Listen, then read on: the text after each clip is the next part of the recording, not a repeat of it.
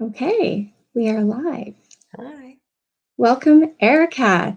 So welcome everyone to our first WNORTH Presents Just Published live interview. Today we have the pleasure of speaking with Wall Street Journal bestselling author Erica Keswin about her new book, Rituals Roadmap, The Human Way to Transform Everyday Routines into Workplace Magic.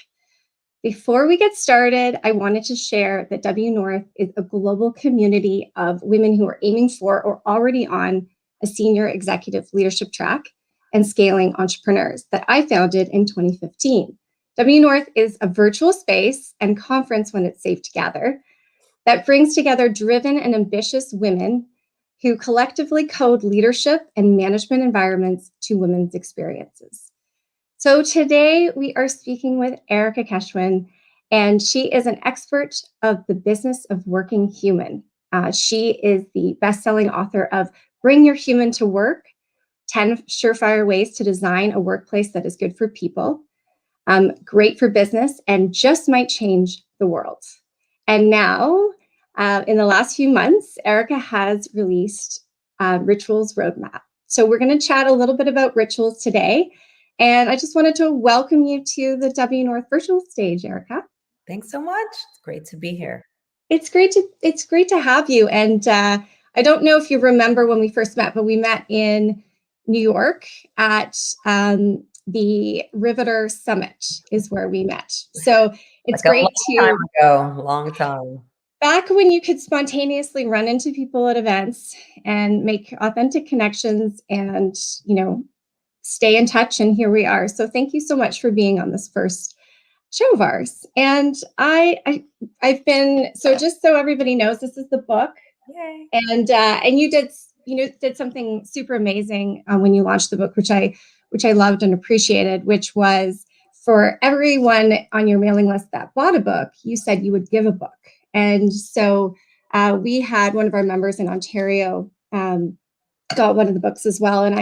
And that's a ritual in itself, in terms of spreading the love and the joy about the book. So I just wanted to acknowledge that and thank you. You're welcome.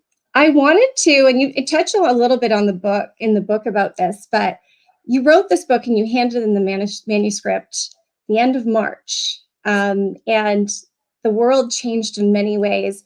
But at the same time, there were so many elements in your book that are so relevant to this moment in time. So I'd love for you to talk a little bit about that experience of, what you had to change, what you felt you didn't need to change, and where you went from there. Yeah, wow. March 30th. It's funny that I'm actually up in Connecticut in my office right now, where I was that day on March 30th when I handed in the manuscript. And for those who haven't written a book before, you work on a book for years before it comes out. And so I worked on this book for years before I had ever heard of COVID-19. So I handed it in and said to myself, I don't really know what's going to happen. And I began to reach out to many of the leaders in the book about how they were doing in general and with their people and with their culture, given that many of them, I visited them all, like in person, all over the country. And what I found was that both personally with my own rituals with my family, but also with the companies in the book, was that they were, I would say, across the board, without an exception, leaning into those rituals even more. Many of them, they had to adapt them. But I talk in the book about the 3 Ps of rituals. Rituals give us a sense of psychological safety, a connection to purpose, and you add those 2 together and you get increased performance. And that element of psychological safety of, we don't know what the future is, but we're going to be okay. And the rituals were a big part of making people feel that they were going to be okay. And so the exciting part was that I had time. When I handed in the book, it goes through a few rounds of edits, and I had time to add a new chapter to the book at the end called Rituals in Turbulent Times, where I was able to capture not only how the rituals were adapted to a remote setting, but the impact that it had. And so I felt really lucky that I had the time to do that, to be able to even help more people.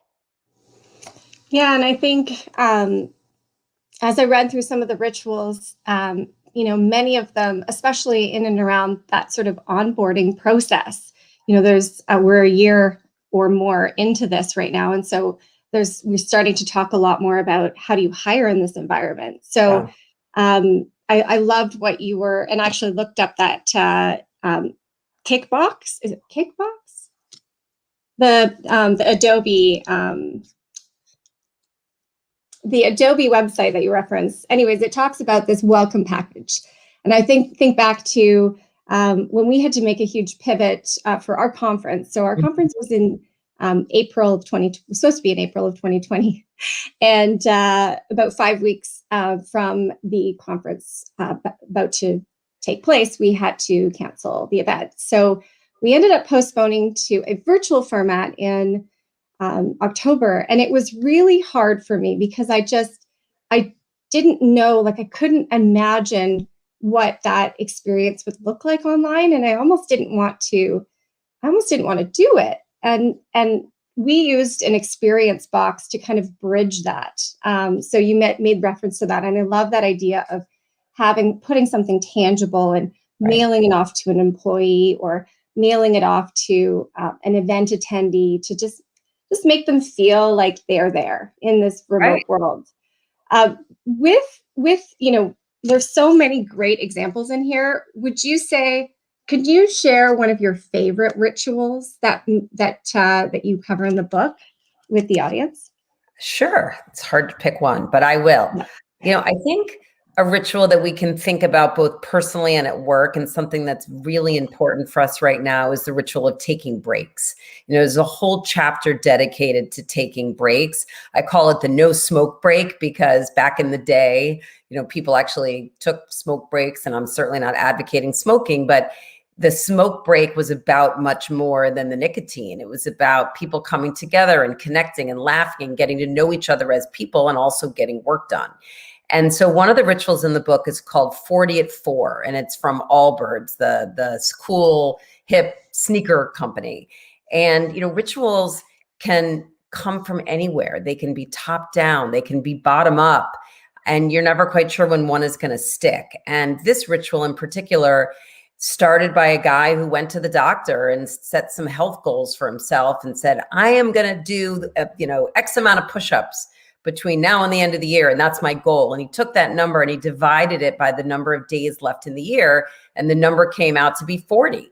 And so he started doing 40 push-ups at work. And then the guy next to him joined, and the woman across the hall joined. And before he knew it, everybody was either stopping to do the push-ups or watch the push-ups, get a cup of coffee and chit chat during the push-ups. And they've even been carrying this ritual remote where people do a videotape and they send it. And it goes back to the 3 Ps. It reminds people what the purpose and the values and what they stand for. And it reminds you that you like the people that you work with, and it's funny, and people just feel more connected during the ritual. And I mention that one because I think, we whether we're working at home, we've got to be intentional about taking breaks. We've got to get off our chairs and move around. A woman from Facebook shared recently, it's actually not in the book, a ritual that she has called 20 by 20 by 20. Every 20 minutes, she takes a 20-second break 20 feet from her computer. And it's this moment to just breathe and stretch and get up. So it's going to be different for every company and for every person, but rituals are things that we assign a level of, meaning and intention, and we've got to take breaks. Yeah, no, and that sort of reminds me of a statistic that I saw briefly yesterday on LinkedIn, saying that the number of hours the average American is spending in meetings has almost doubled since the beginning of the pandemic. And I see it in our community, on some of our more intimate masterminds or even bigger events. People are just talking about how they have little space in their day to even get the work done. And you mentioned that in the book, even before the pandemic, this was an issue, and now even more so. And actually, it brings me to one case study that you mentioned, which is LinkedIn. And you mentioned LinkedIn days. And even actually last week, LinkedIn announced a full week off for their employees. And in Canada here, yesterday, TD and RBC, which are two of our biggest banks, also announced some additional days off for their staff. So I would love to get some of your perspective of this moment in time. We're 1 year into the pandemic. What are some other ways and rituals and things that we can do to promote a little bit more balance among our employees? Yeah. I mean, wellness, our collective wellness is the biggest issue, I would say, at the moment. We've been hearing all about the destigmatization about mental health. And so people, I think, are talking about it. But the question is, what are organizations gonna do about it? And what I've seen is that if leaders don't model it, I mean, you can say, let's take the week off, but if leaders don't take the week off or an hour off, or, no one else is gonna do it or feel safe enough to do it. And so I think it really is one of the most important things. And here, Jane Fraser, the new CEO of Citigroup, May 28th is going to be a day of wellness where they're shutting down the whole company. I'm sure there's a few groups that have to work to keep it running and they'll get their day. But I'm seeing this being a trend because people weren't taking vacation days. Either there was nowhere to go, so I don't want to waste my vacation days if I have to sit in, my house. Number one. Number two, there were issues around job security. And so I do think, how can we make wellness, how can we make well-being a ritual and really build it in and align it to our values and our culture? And what I hope everybody does, and maybe people listening can circle back, it's great that you're giving people a day off, let's say at Citi or at RBC or at LinkedIn, but afterwards, ask people what they did, share stories, host an event, use a Slack channel and capture what everybody did and the impact that it had on the person, on their business, on their family. I think that's what we're going to have to do to bring this to life. And that's sort of tying back some of the subject matter from your first book, Bring Your Human to Work, so this just sort of further implants some of the ways you can do that. Right. I love that. So my next question is kind of around, share a little bit about one of the individuals that you interviewed for this book and a personal ritual that really stuck with you and resonated with you, because obviously you spoke to so many great leaders and I'm sure you picked up tips along the way. So I'd love to hear one that you maybe implemented in your life. I was particularly struck. I spoke with Mindy Grossman, who's the CEO of WW, and she's a CEO and she's been a senior leader at at Nike and a bunch of different places. Total rock star. And she said that one of her rituals, though, was to try to learn something new every week and to maintain that sense of curiosity and to always be learning. And whether it was from a senior person or a junior person, or really could be anyone, that's something that really struck me. And what I love about rituals is that they are so highly accessible and they don't have to cost anything. And if you're thinking about Mindy's ritual from an organizational standpoint. And, if I know many of the people that are involved in your organization are senior leaders, professional development, growing on the job, as I call it, up, down, and sideways, sometimes is even more critical to retaining top people than compensation and other things that people want to learn and grow. So that was one that I thought was great, both personally and then thinking about it from a work perspective as well. Yeah, and I think going back to your point about modeling, I think it's really important for organizations to carve out the time for women and men to participate in that talent and professional development opportunities. Because again, if it's not modeled or if it's not encouraged at the corporate level, then it's seen as taking away from their job. And I have seen that with professional development opportunities within our organization. There's this, especially during the pandemic, there are many other things going on. women want to participate in more, but they're not feeling like their company is fully convinced or fully on board with them taking extra time within their workday. And we all know that outside of our workday at this current moment, there's not a lot of spare time. So we probably just have a few more minutes, but one of the things that I wanted to talk a little bit about, which is a common theme in your book, is that notion of psychological safety. So in diversity and equity and inclusion right now, that is a huge conversation. And I think that is one of the most powerful aspects of your book, is that we can use rituals in a way to create belonging and to create inclusion and just making people feel a part of the culture. So I would love to touch sort of on diversity and inclusion strategies and some of the things that you've seen with regards to rituals. Yeah, I love that question, because I also think that, if we're not careful, some rituals can actually have the opposite impact in terms of creating a culture that is really divisive. Excuse me. So, even in Bring Your Human to Work, there's a whole chapter on this around playing the long game. And, when I speak to people about rituals in their organizations, if I'm hearing, for example, that all of their rituals and times when people come together are only around happy hour and around drinking, what about the people that don't drink? I mean, I had somebody reach out to me recently who said, I am a recovering alcoholic. I feel so uncomfortable. I don't want to say anything, but what am I going to do? Or if all of the times people connect are at 7 o'clock at night or after work, what about if you have, young kids or elderly parents that you're taking care of? And so when we think about our rituals, we need to think about them through the lens of our values, and also how can we do things that really include as many people, as possible. And you might rotate what you do. I heard a crazy story recently where a professional services firm during COVID was having their senior leaders get together, and they started a new ritual, and they were having a contest around growing their facial hair, and because they didn't have to see anybody in person.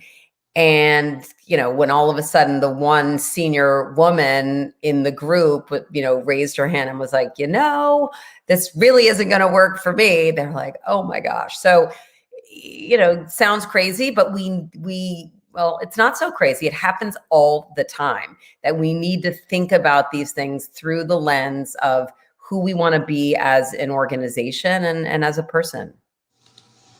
Yeah, I love that. And I think one of the things I talk about a lot at WNORTH is, the higher you get on some of these corporate ladders, the lonelier it gets. And that's a perfect example. She may have been the only female leader in that team. And so it wasn't necessarily intentional that they led down that way, but it is an exclusionary practice. And it's interesting what you mentioned about being excluded from meetings, because I found from some research I was doing for an article that it just came out that I wrote yesterday for Forbes called "Don't Fail Your Women Leaders Now." Indeed.com did a survey in March of 2021 and found 65% of women who downshifted their careers in the past year said that their teams scheduled decision-making meetings when they were not able to attend. So, that we have, women are leaving the workforce at a record number, and a record number of, but a lot of people think that it's all related to the external pulls, Mm-hmm. The external pulls of family, of life, elderly parents. But a big part of that is the exclusion, especially from the leadership perspective, that feeling of, I'm not included in that important meeting because it was at 5 o'clock and I had to pick up my kids. So I'm glad you acknowledged that, the importance of when these meetings take place and how they're performed, in order to just further promote women's participation in the workforce. Right. So we are almost at time, but I kind of just wanted to close off. I just wanted to to check in and see how you were doing and your family and your current, your state of being. And you've launched a book, and it's been a crazy couple of months. What's next for you? Yeah, it's been crazy. I've